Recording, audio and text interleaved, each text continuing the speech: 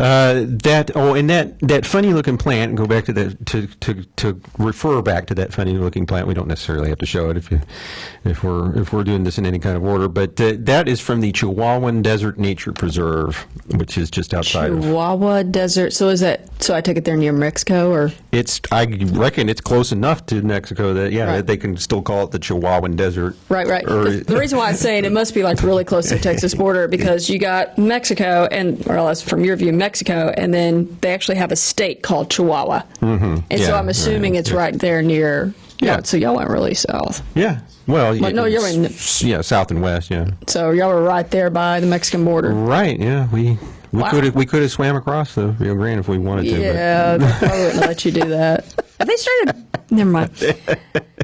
Or as Pulls a Skakestale calls it, Chow Wow, the Chow Wow Desert. Bless his heart. And so then, looking at the next slide. Okay, which is that's part of Perude Ranch. That's the rodeo that they have there. So y'all went to a rodeo too? Yes. Woohoo! Yeah. Yeah. They don't move quite as fast, but. Well, everything's bigger in Texas. Just saying. Yeah.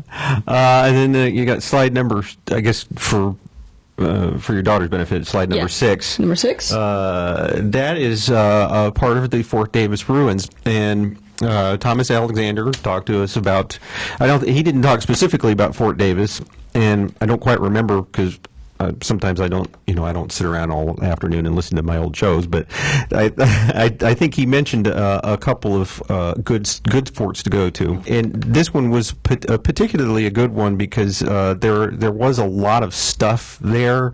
Now I've talked on the show about Fort Parker, which was one of the first family forts that was attacked by Comanches and pretty much burned to the ground. By family, you mean like it didn't house just the military? It was right. It was the first settlers that built the fort.